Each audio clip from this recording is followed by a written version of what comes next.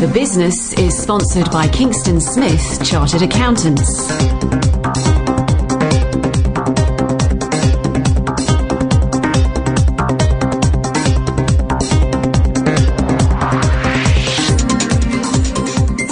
It's Sunday, it's 8 p.m, and welcome to The Business. That's the show that's essential listening for the West Herts business community.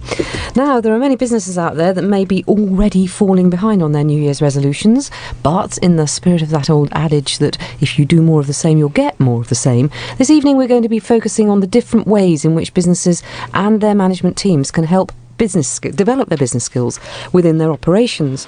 I'm delighted to say that we'll be joined in the discussion with Michael Moran, the founder of 1080. It's a pioneering strength-based consultancy that's focused on return on investment and demonstrable improvements in organisational and people performances. We'll get Mike to tell you more about it later. We've information on government initiatives that help small businesses with their training, coaching and mentoring.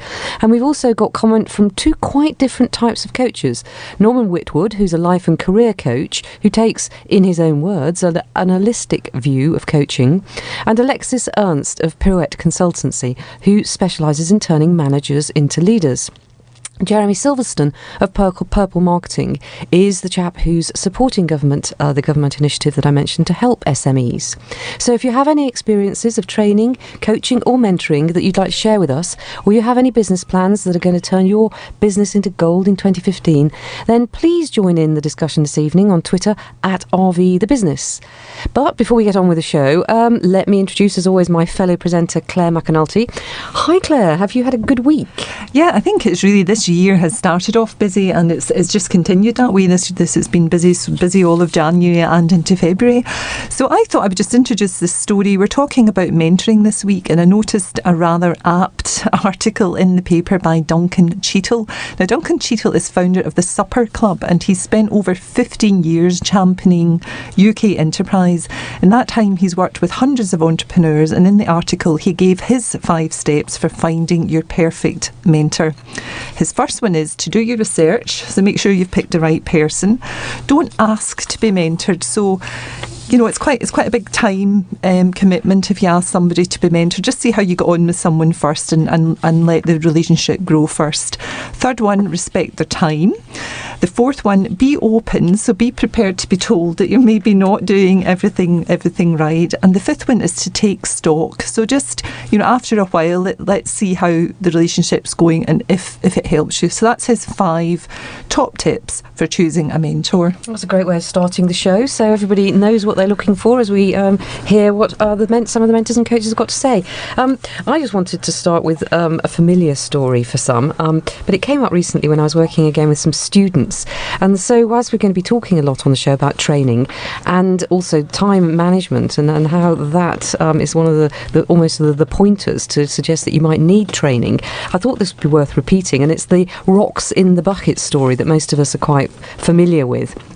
And basically, it's a story of it was a sort of a game that you play with people, and what you have is on the desk you have a bag of sand, a bag of pebbles, some rocks, and a bucket, and you ask for volunteers, preferably people who haven't actually seen it in practice before, to put all 3 grades of stone into the bucket.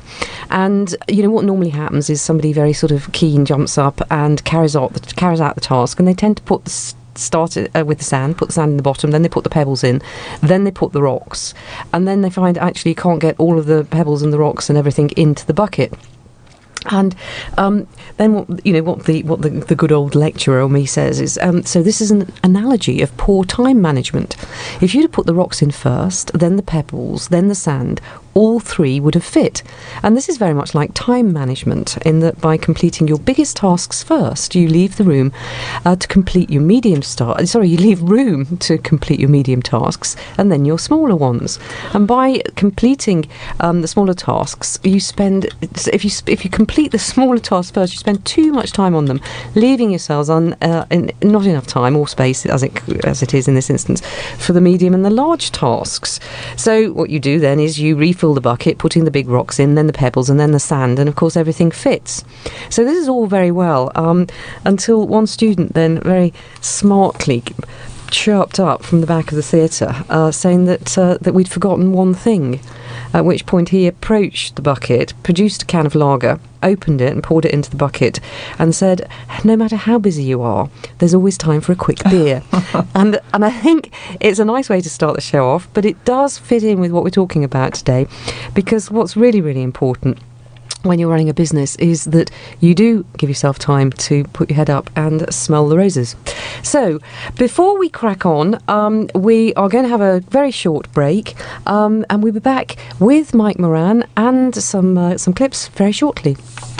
The Business, sponsored by Kingston Smith Chartered Accountants. Radio Verulam Community Partners. People living with cancer or life-threatening illness can often feel isolated, confused and alone. Grove House in Waverley Road, St Albans leads the way in offering free specialist care and support to patients and their families affected by cancer and life-threatening illness in St Albans, Harpenden and Dacorum. To find out more about their services, or how you can become a volunteer, or make a regular donation, or leave a gift in your will, phone 01727 731 000 or visit grove-house.org.uk. For more on Radio Verulam Community Partners, go to radioverulam.com/community partners. You're listening to The Business on Radio Verulam. We're the voice of the local business community on 92.6 FM and on radioverulam.com. Now, let's get back to the subject of discussion on the show tonight. So what we're going to be talking about, and we've got a variety of specialists in this area, but it's going to be a show about the role that coaching can play in driving a business. And I'm going to be very shortly joined by Mike Moran from 1080. Let's see whether he's on the line. Hi, Michael. Are you there? And welcome to the show. Good evening, Victoria. Now, it seems that you've been for many years in business and you've been developing other people throughout that time. I noticed that the strapline for 1080 is realising the potential.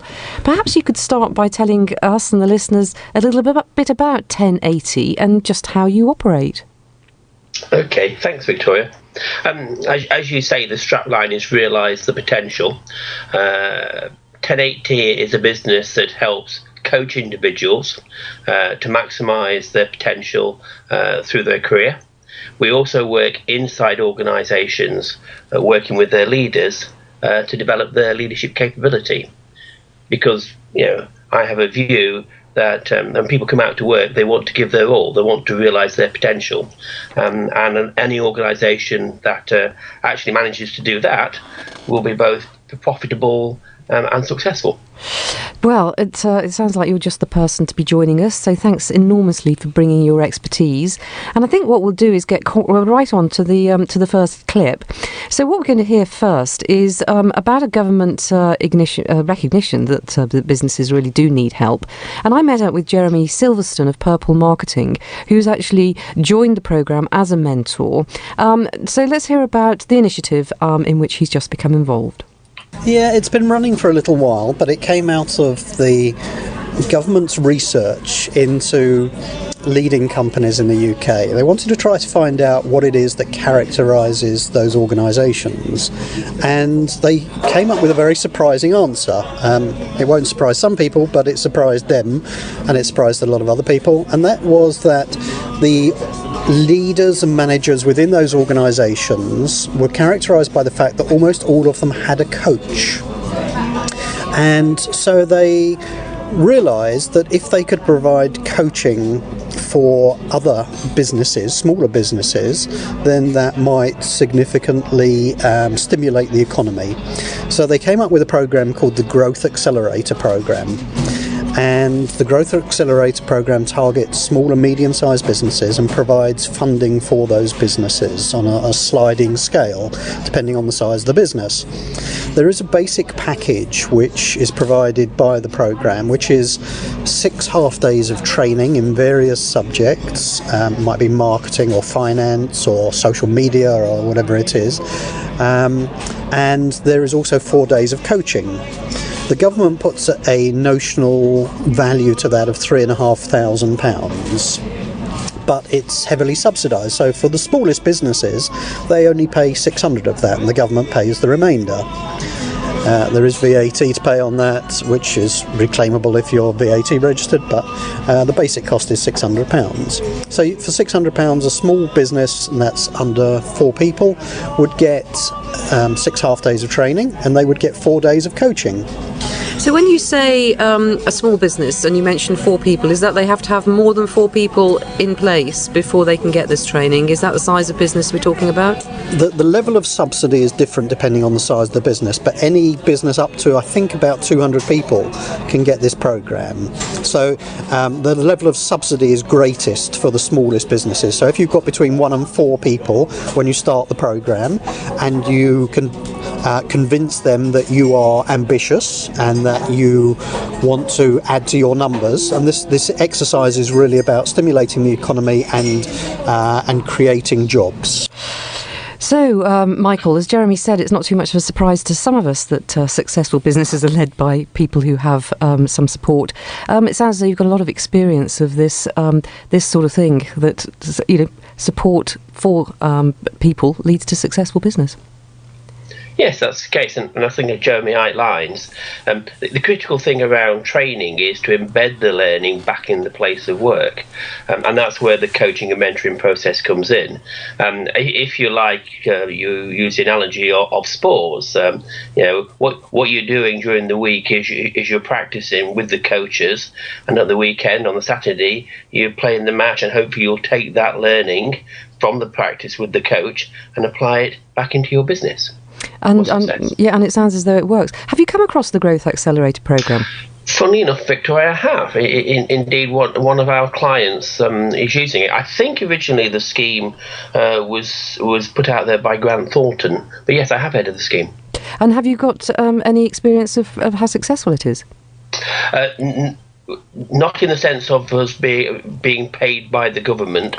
Obviously, lots of examples of where we've gone into businesses and used coaches in order to generate business success. Brilliant. Now, we sort of say success breeds success, but how quickly, or is this a ridiculous question, but how quickly can businesses see the results of this mentoring or coaching? Well, I think it's quicker than most business probably anticipate, because then when they see training, and particularly leadership training, they probably think it's a long time.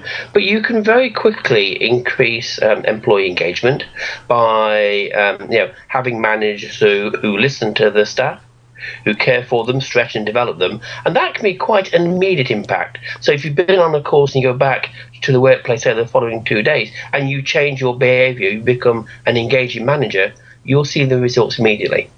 Now, I think we've all been in those sorts of businesses where, somebody comes back and they're terribly enthusiastic and they're doing things differently. And the first thing that you say is, oh, you've been on a training course. And the second thing that you wonder is how long it's going to last. I mean, is that just me, or are those the sorts of problems that do exist after you have got that initial enthusiasm and made those changes? How do you maintain them?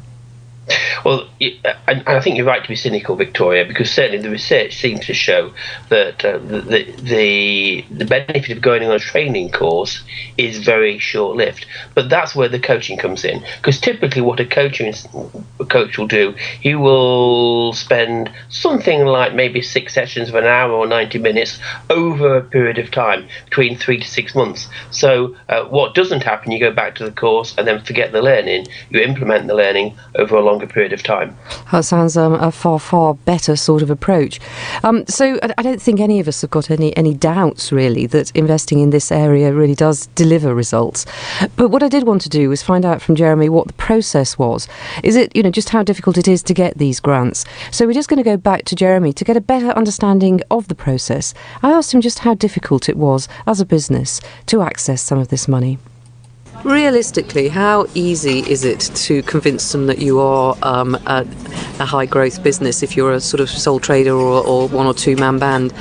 Certainly, some of these forms are quite difficult to fill in, to promise that you're going to employ another 3 people and that you're going to grow by 100 million next week. How difficult is it? Well, I think they are very focused on delivering against their targets. So they have to have some criteria in place. The programme is administered by Grant Thornton, so it's run very professionally, and though I probably shouldn't say it's not run at a government level, it's run at a more professional level, and I think the government is right to. So if I met somebody who was interested in going on the programme, I would refer them to Grant Thornton. They would then give them the choice of 3 coaches to work with, one of which might be me if that's what the client wanted, and they would choose from those 3, having spoken to them. The coach would be appointed and would then arrange to do the 4 days of training or coaching with them, and they would then have access to the 6 half days of training. They would also have the ability as a bolt-on, if they wanted to have up to £2,000 matched funding for leadership and management training for their senior people, for every one of their senior people, if that's what they wanted to do. So it's a really good programme. In reality, the value of the programme is probably nearer £10,000. So it's great value for those businesses that do want to grow. Is there an upfront cost to even making an appointment with Grant Thornton? No, not at all. So you literally just call them up, say, I'm interested in this Growth Accelerator programme, can I come and see you? Yeah, and they'll ask you to fill in the form, and provided the form gives them sufficient confidence that you're looking to grow your business, so you've got some projections in place that you say, well, I'm 4 people now, but I really need to be 6 people because of X, Y, Z, or in order to achieve A, B and C. And you're prepared to pay up your £600 plus the VAT on the full amount, then they will appoint the coaches to you. But they will track it and they will monitor it, and they will, they do want to get their numbers up at the end of it. That's how they justify their involvement. So it is. It does look as though it's going to be a big investment from the government, Michael. And it's really great to hear that they finally do recognise that the growth of SMEs is key to the future of the economy. But is it difficult for businesses to commit to the time and money, however small it might be, for their internal development? How does one convince a business that they really can get return on this investment? Well, I think there's a couple of things there, Victoria. One, you're absolutely right that doing the day job often takes precedence over training and investing in training, and it's so easy to get distracted. On the other hand, I think the second point is around you do have to give demonstrable return on investment. So when working with people, be very clear around what targets they're trying to achieve, and help them through coaching and mentoring actually achieve those targets, and then feed it back so we can see the very positive results. Training isn't just a nice to do, it's got to have real impact on the business. And do you work with clients to establish what those sort of KPIs should be, i.e. things that they can really relatively easily measure? Yes, at the outset of any coaching programme, it's very important you sit down with the individual and maybe the person in the organisation who's sponsoring them, and where you agree objectives for the coaching programme, and wherever possible, make them quantifiable. And do you ever find yourself in a situation whereby somebody's looking for, maybe the CFO or something is looking for return on investment that it's sort of almost impossible to measure as a result of the coaching? I mean, do you have to really help them get the right KPIs? I think you do. And so to give you an example, I would expect as a coaching programme levels of employee engagement to go up. Now, the research from the Work Foundation says that if you increase employee engagement by about 10%, you'll put £1,500 per person on the bottom line of your business.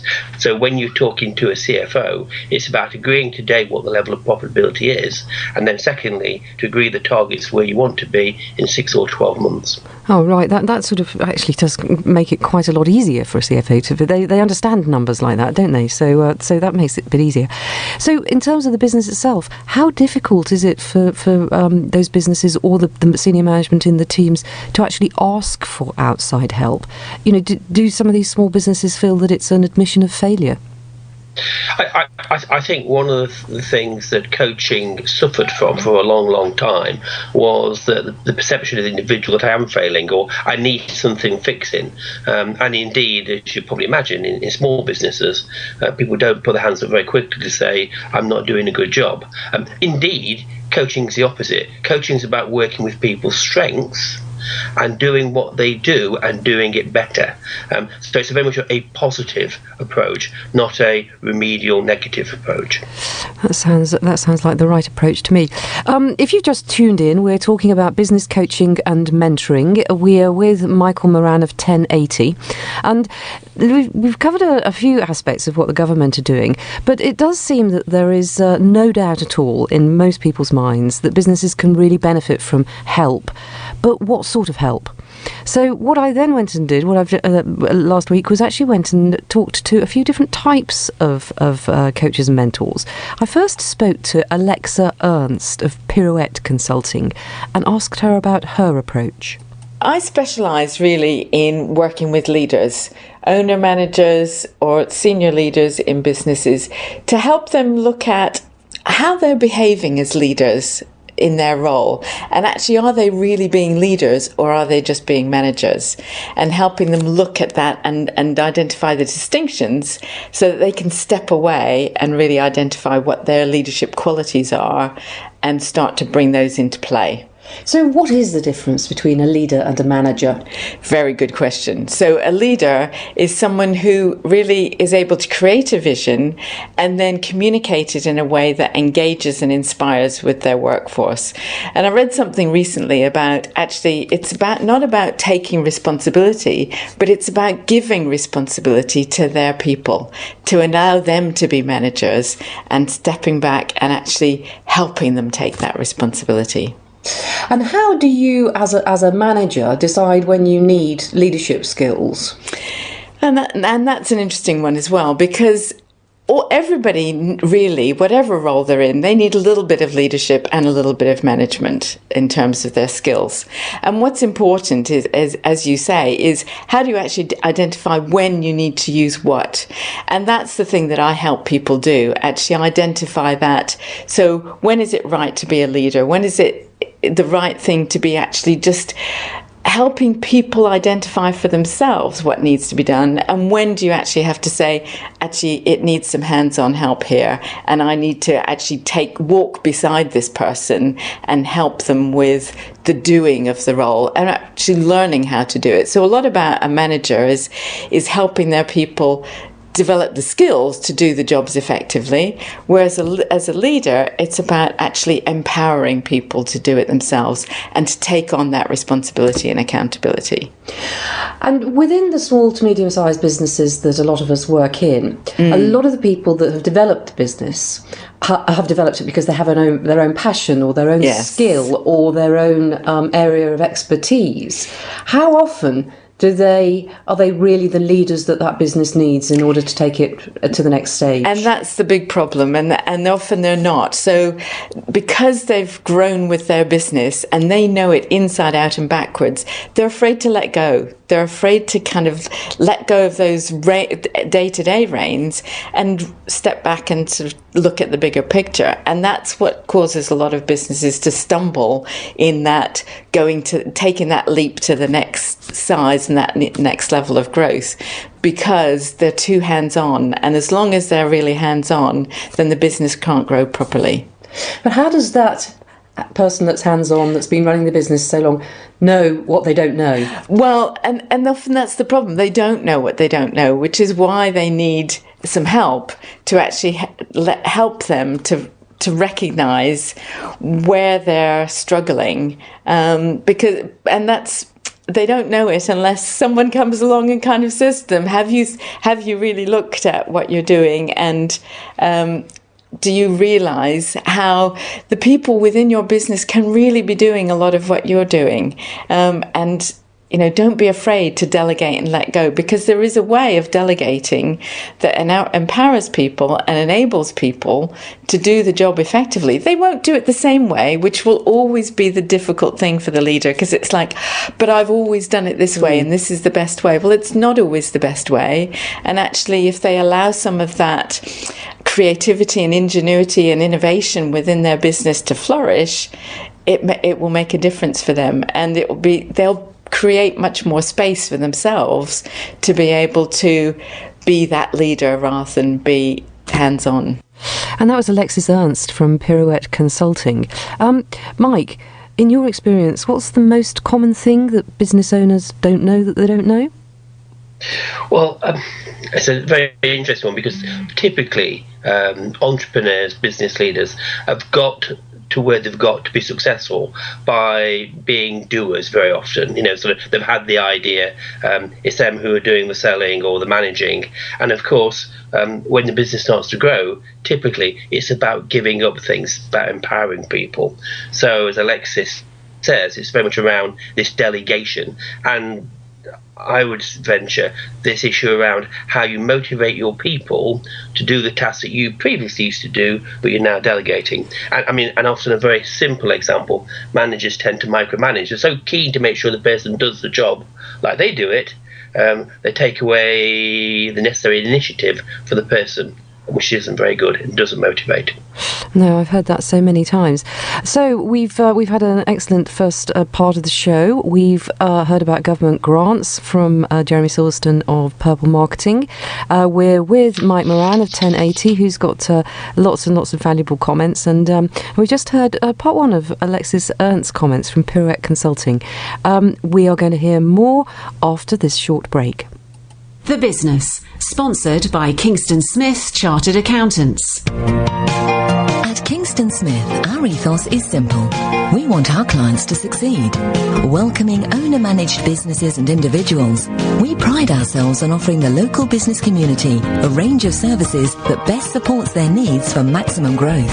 Kingston Smith, helping our clients succeed. Find us on St Peter Street in the heart of St Albans, or for more information, head to kingstonsmith.co.uk. Radio Verulam Community Partners. Trestle Art Space is a community art space and registered charity situated in Russet Drive in Highfield Park. Home to Trestle Theatre Company and world-renowned Trestle Masks. We offer a wide range of arts-based activities as well as professional theatre shows, monthly live music showcases with licensed bar and a gallery cafe with exhibitions from local artists. Our 100-year-old converted chapel is also available to hire for weddings, private parties and business meetings. To find out more, please visit our website at trestle.org.uk and please support us in bringing affordable arts to our community. For more on Radio Verulam Community Partners, go to radioverulam.com/community partners. You're listening to The Business on Radio Verulam. We're the voice of the local business community on 92.6 FM and on radioverulam.com. Yes, this is The Business, and we are the show about the business community in West Herts, and we want to know what you think. We want to know your experiences of business, in this particular show, business mentoring, business coaching. So if you've got any comments, please tweet at RVTheBusiness and let us know, and we try and incorporate you into the show. We're very lucky to have with us expert people developer Michael Moran of 1080. Are you still there, Michael? I am, yes. Good. So we're going to continue the discussion now with Alexis of Pirouette Consulting to find out, in her opinion, what the key things to look out for in your business, what the key things are that could indicate that external help is needed. Well, the sorts of things that will be going on will be that you have no time. Right, that you're working every hour that God gives you, and you're still not getting everything done. That perhaps you can see some frustration in your staff because they feel like they're being roadblocked and not being able to make decisions without referring to you all the time. So you might be asking yourself, why are people always coming to me? why are people coming and asking me simple questions? And it's because you haven't given them the permission to be able to take decisions on themselves. So if you feel that burden of making all the decisions, having no time, not being able to work on your business, but being constantly working in your business, and having people leaving. Right. Having some of your talent leaving because you're not allowing them to grow within the business. So they're 5 really clear pointers. What's the process? How long does it take? So what I would normally do is, if you pick the phone up to me, I would say, I'll come and have a chat with you, Victoria, and really understand what your challenges are, what are the problems that you're facing. Probably do a bit of a survey within your business as well, to get feedback from the people who are working with you, to see what that challenges they're facing. And then I would sit down with you and say, this is the picture that I see coming in, and having asked you questions, having asked your employees questions, and this is the process that I think we need to go through. So it would probably be, and it varies, because it's very individual, but I would probably recommend to you that we have some individual coaching sessions, and possibly even if you've got an executive team, then working with your executive team to help you as a team be more effective as well. And how, from a financial director's perspective, do I cost this out? I mean, what's going to be the investment to the business? It's probably how long's a piece of string. Yes, it is, because it does depend on how much work I think is necessary to make that leap and that difference. But what you will always be able to do is you'll be able to measure it, certainly in terms of your improved productivity and perhaps getting some of your life back. So that's an intangible or an unquantifiable, invaluable, but invaluable thing. But very often I find that it leads to bottom line delivery, because people are being able to be more productive. People are making decisions that's making the business move forward faster, and actually is delivering some better bottom line profits. Well, greater bottom line profits is all that we would be asking. Well, I said bottom line profits is all we would be asking, Michael. But actually, Alexis mentioned a few other things that are incredibly important particularly when you're running your own business. Time and life, and that balance of work and life. Should it be all about the results? I know we talked about those earlier, or should it be much more? Well, what we know about human beings, if we're enjoying what we're doing, if we like it, we tend to get good at it. So in running a business, absolutely, I think you have to enjoy it. You have to have a passion. Otherwise, it becomes a chore, and typically you won't be successful. So I think having work-life balance is very important. I also think it's important to spend your time doing those things you like doing. And again, that's that issue around of the ability to delegate. I'm not saying delegate everything you don't like, because that's not a good thing, but I do think it's important that you focus on your key strengths. And of course, you build people around you who are good at the things and like doing the things that you don't like doing. Yeah, and we hear this phrase, working in the business rather than on the business, quite often. And if you do have a particular passion for certain things, you do tend to do them more. It's that sort of, that particular category of stuff never quite hits the top of the pile. How do you coach people to take on the tasks that maybe they need to be doing but they don't enjoy quite so much, but really shouldn't just be delegating because they don't like them? Well, I think it's very important. The starting point is what is the business trying to achieve, and what are the priorities, and then looking at what resource you've got in order to deliver against those priorities. And yes, you certainly shouldn't be just thinking, well, I'm going to delegate things I don't like. But I do think it's important you mobilise the resources you need in order to achieve your priorities, and that's typically what you might do at the start of a coaching programme. So those are the sorts of things you set off at the start of the programme. We talked about how you measure the success. Is there a point at which there is an end to the coaching?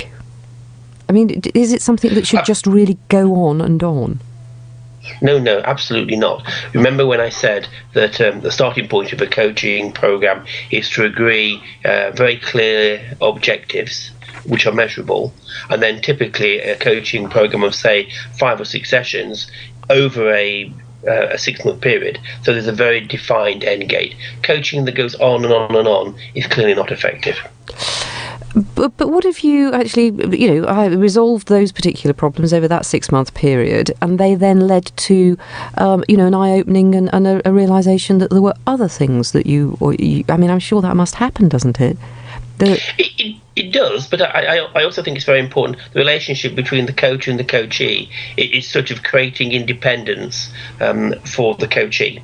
And so you may enter into a second relationship, maybe with another coach or another mentor, in order to help your personal development. But the role of the coach is not to be someone who's constantly with the coachee. I repeat, it's about creating independence, about growing the individual so they can make the decisions themselves. Some of this is sort of starting to almost sound like a sort of patient-doctor type of relationship. Does it ever feel like that to you? Yeah. I mean, in a sense, one of the things which I get great pleasure from is this: you spend time with people, and as a result of the coaching program, you can see them growing personally. It's an enabling process. You get vicarious pleasure from these individuals who come along this journey, and clearly grow and develop in your eyes. So it's that type of relationship, more teacher-pupil, I would say. Right, it's a better analogy. And going back to Alexis, I mean, she was very clear in the initial statement that she was her specialisation was turning managers into leaders. Have you, and it's something you mentioned as well, have you come across people that are just never going to really be leaders, and in fact ought to outsource the leadership?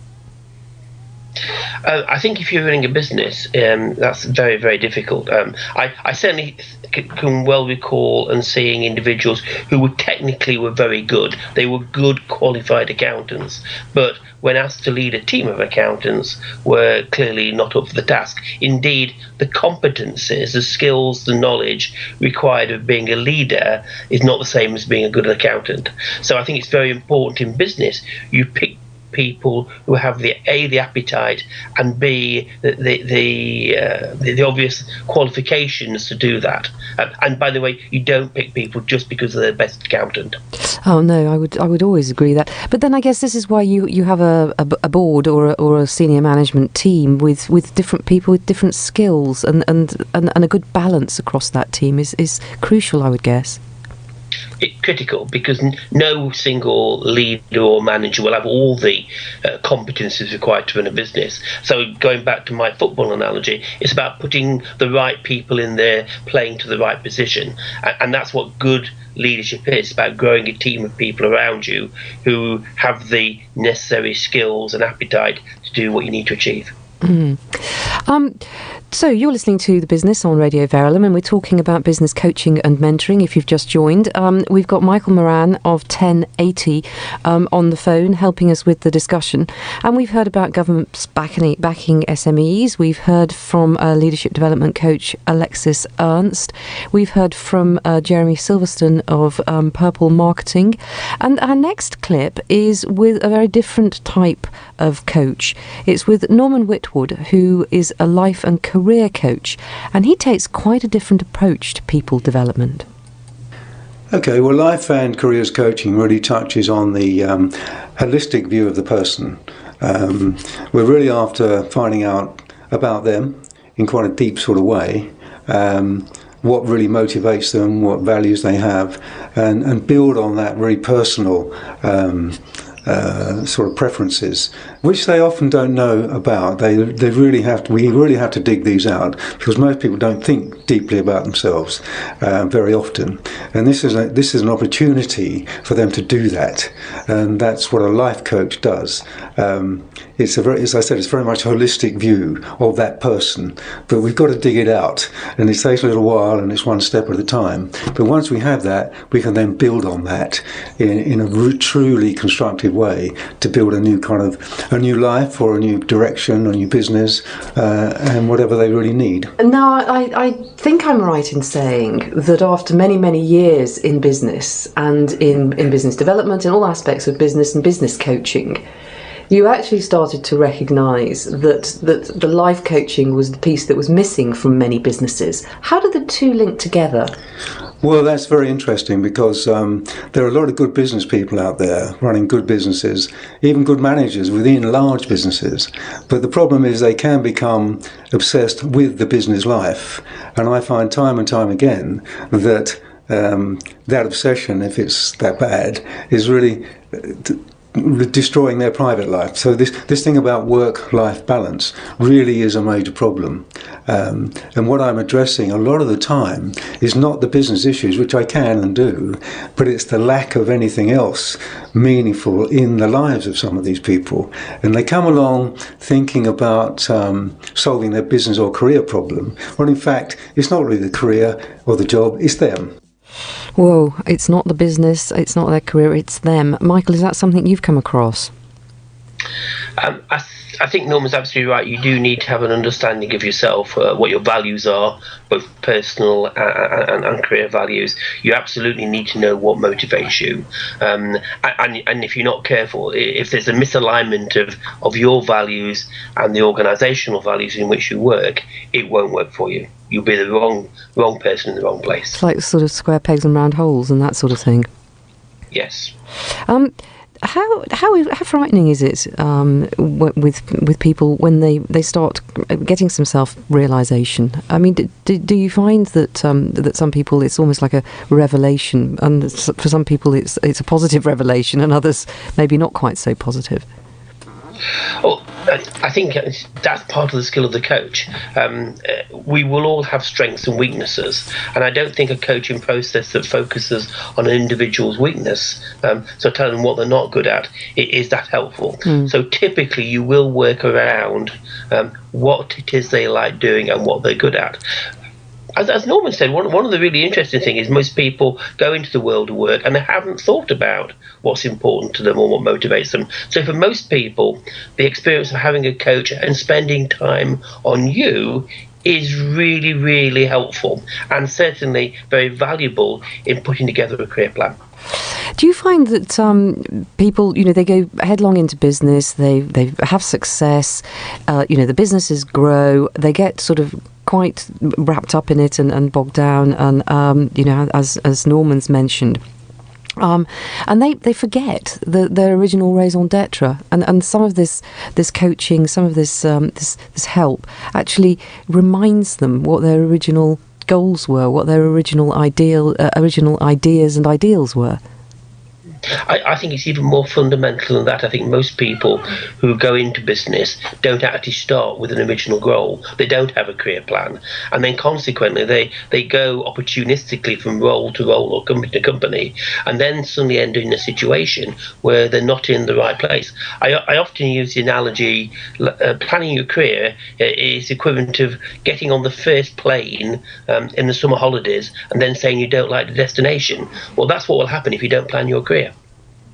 And do you find that you can sort of post-plan?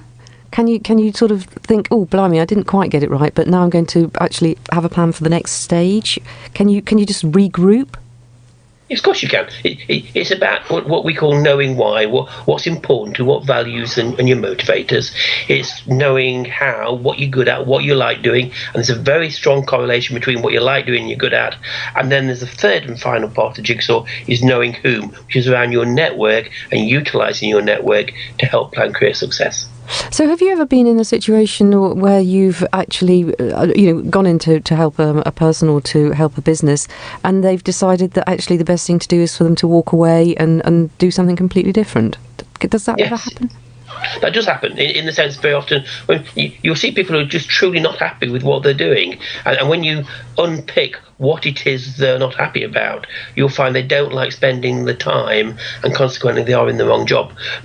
the typical response is most people know that very quickly, but are frightened of making a move or don't know what move to make because they feel hemmed in by the job or by sort of financial responsibilities. And you've mentioned a number of times that it's all about bringing out the positive, bringing out what you do like rather than focusing on what you don't like. But do you find that quite often business owners or managers are, in the first instance, sort of blaming the business for what's not going right rather than actually recognising problems within their own psyche? Well, I suppose, Victoria, you're alluding to human nature. Often we don't start, when things aren't going well for us, we don't look in ourselves and say it must be about us. We tend to blame others, our employees or our customers, or even the general economy. Well, in business, it's always down to us. And that's why it's so important to understand your strengths and to build on them.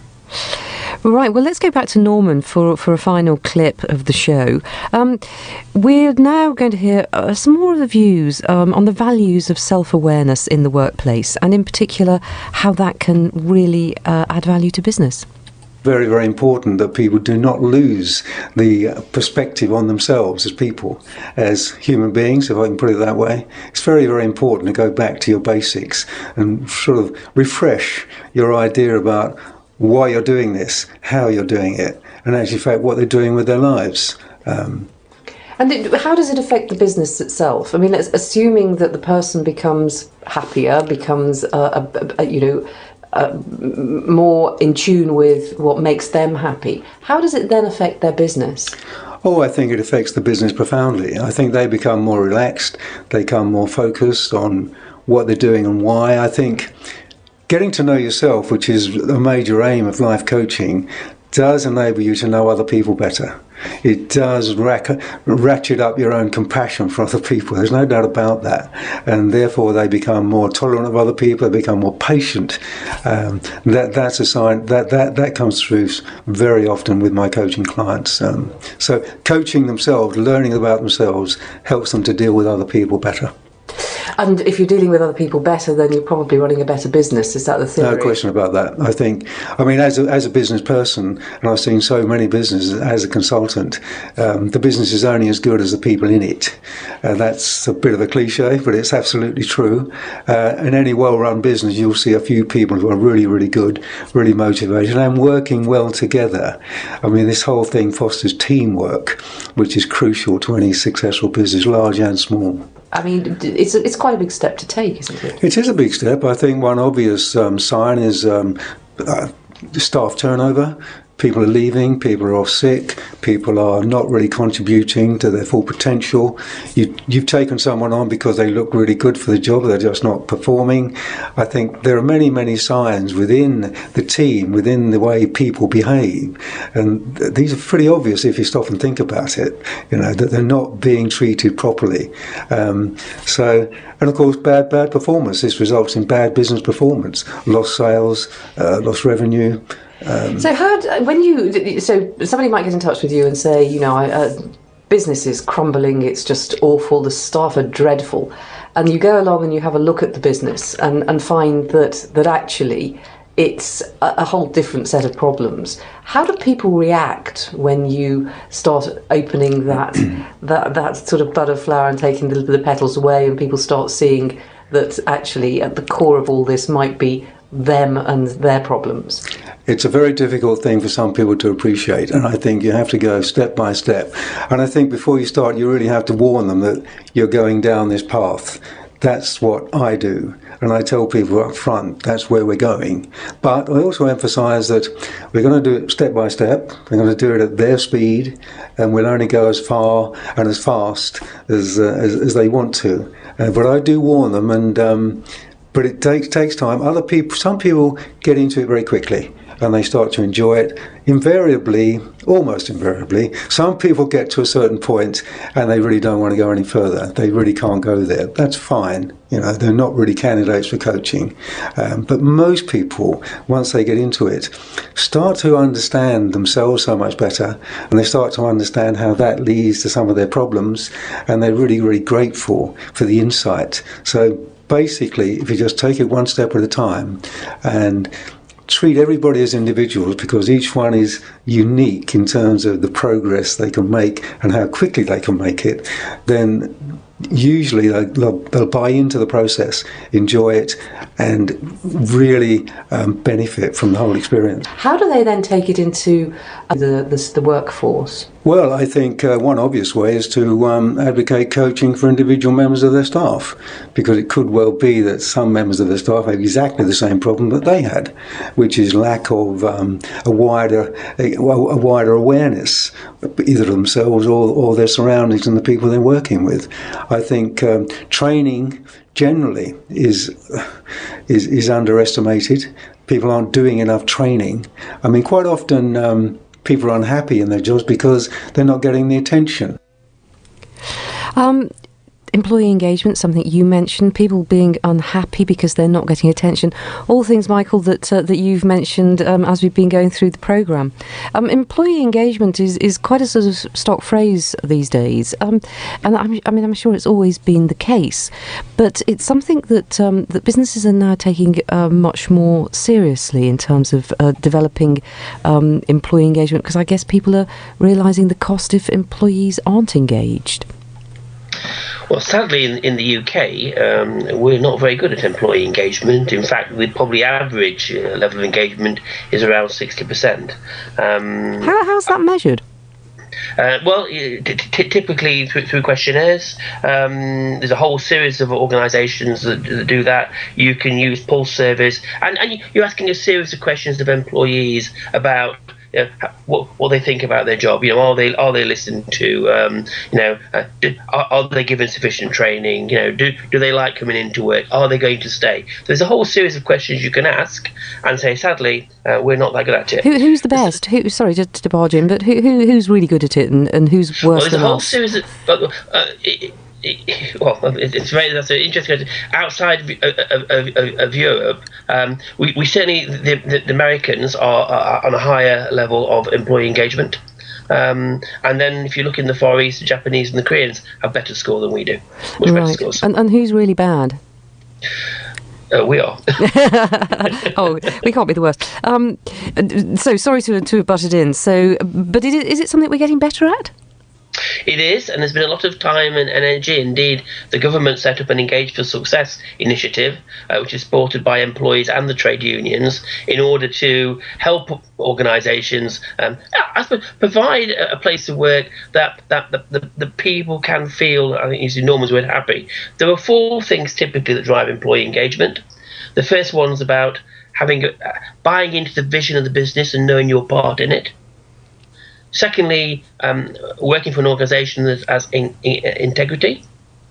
Thirdly, having a voice, that the manager listens to you. And lastly, you have a manager who cares, develops and stretches you. So they're the 4 things that drive employee engagement. So it shouldn't be so difficult to develop those areas if it's there's sort of 4 pillars that you can concentrate on. So why do we find it so difficult? I think, and it's a theme that we've come across a number of times this evening. One is around devoting time to it, or managers being too busy to spend time having conversations with their employees. And it's almost so obvious that we should be able to put it right very quickly. But I say sadly, and in the UK we haven't spent enough time and energy, and that's why this programme is very helpful, to educate our managers. We typically have very good technical people with those people skills which don't magically appear just because you suddenly become appointed to the role of leader. But we need that level of development and that time and investment to grow those capabilities. Do you think this is because one of the first things to get cut when things get tight are sort of training budgets and mentoring budgets and investment in people budgets? Sadly it is, but I also think it's a function very often that finance directors and chief executives don't see the correlation between training and increased business performance. And it's a little bit like you can for a period of time cut those budgets and there's no obvious diminution diminution of the performance of the business. Yet in actual fact, you are absolutely eating into the lifeblood of the business, because what will happen over a period of time, that levels of absence go up, sickness will go up, people will leave, won't stay, because you need managers that engage their employees. It's all absolutely true in my experience, certainly. Another thing that we've heard about on the show, which links all of these things, is the emotional quotient. This EQ as opposed to IQ, that once again we don't seem to be terribly good at in this country, and that's something that really helps with employee engagement. If you just have a much more open understanding of what's going on around you in terms of the people and the people's moods and emotions, is that something that you incorporate into this employee engagement arena?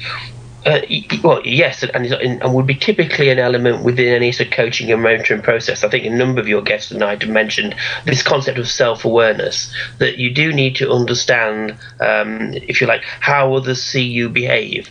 And really, really important, as I say, you play to your strengths. So emotional intelligence, which is all about how you maximise the relationship with your staff in order to get the most out of them. You really do need to understand what's important to them, as well as understanding what you're good at. And it's putting those two things together which are critical. Right. So what we've heard an awful lot this evening. It strikes me that everybody is in quite a lot of agreement, wouldn't you say, Michael?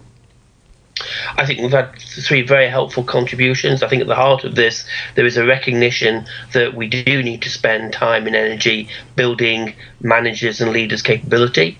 I think there's a recognition that coaching itself is a very effective way of doing that. What we certainly need is to make sure and use the schemes we talked about, Growth Accelerator, to take this investment the government's given us and put it more into coaching and mentoring. I can't thank you enough, Michael. You've been a fantastic guest. If people wanted to get in touch with you and in touch with 1080, how would they go about doing that? Well, my email address is michael.moran@1080.co.uk. You can contact me on LinkedIn, and of course we have a website, www.1080.co.uk. That's fantastic. Thanks ever so much, Michael. And just to let you know how to get in touch with the other people that we've heard from this evening, Jeremy Silverstone at Purple Marketing is www.purple-marketing.net. Alexis Ernst is www.pirouette-consulting.com, and Norman Whitwood is lifeandcareerscoaching.com. We hope that you've had a lot of information this evening that's been useful, that you in your business can really develop with the help of some of the fantastic trainers, mentors and coaches that are out there. And we do hope that you'll come and listen to things next week, and do tweet and let us know what you'd like to hear all about. The Business, sponsored by Kingston Smith Chartered Accountants. If there's anything in the show you want to talk to us about, phone us on 01727 839 926 or email thebusiness@radioverulam.com.